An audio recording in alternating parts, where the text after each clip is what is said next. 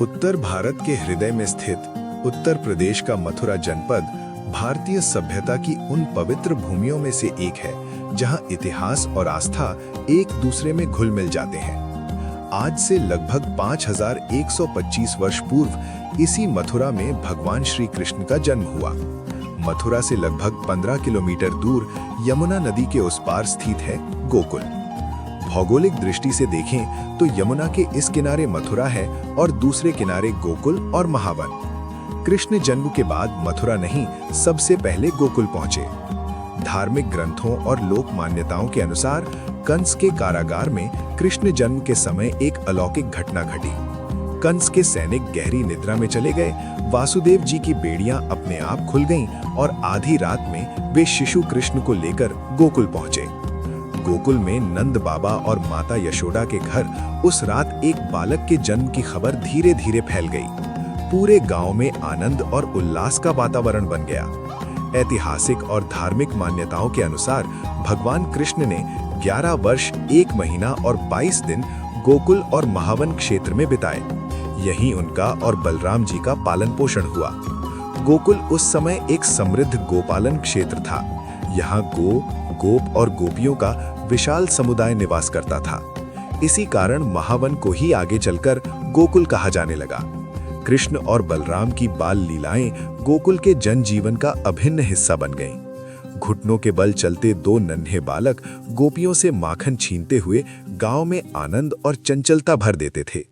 धार्मिक कथाओं के अनुसार इसी काल में कृष्ण ने पूतना, शकटासुर और तृणावर्त जैसे असुरों का वध किया। इन घटनाओं ने गोकुल को एक आध्यात्मिक सुरक्षा और दैवी संरक्षण का केंद्र बना दिया। गोकुल में स्थित बंसीवट आज भी विशेष महत्व रखता है।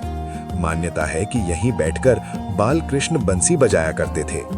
निकट स्थित कुंड में माता यशोदा और गोकुल की महिलाएं दैनिक कार्य किया करती थीं। बंसीवट से एक मार्ग सीधे जाता है नंद बाबा के भवन की ओर। इस मार्ग में गौशाला और रास चौक स्थित है। रास चौक वो स्थान था जहां गांव के लोग उत्सवों और पर्वों पर सामूहिक रूप से रास रचाया करते थे। नंद बाबा का भवन आज भी गोकुल का मुख्य धार्मिक केंद्र है। भवन के भीतर वो स्थान स्थित है जहां माता यशोदा कृष्ण को झूले में झुलाती थीं। तलघर में स्थित वो स्थान पूतना वध से जुड़ा हुआ माना जाता है। वर्तमान गोकुल का पुनर्विकास मुगल काल में औरंगजेब के समय श्री वल्लभाचार्य के पुत्र श्री विठल नाथ जी द्वारा किया गया।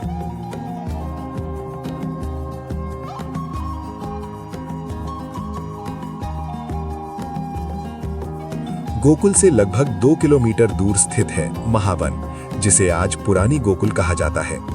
यहाँ 84 खंभों का मंदिर, नंदेश्वर महादेव, मथुरानाथ और द्वारिकानाथ मंदिर स्थित हैं। आज का गोकुल लगभग 8000 की आबादी वाला एक शांत गांव है, लेकिन इसके कण कण में श्री कृष्ण की बाल लीलाओं की स्मृति बसी हुई है।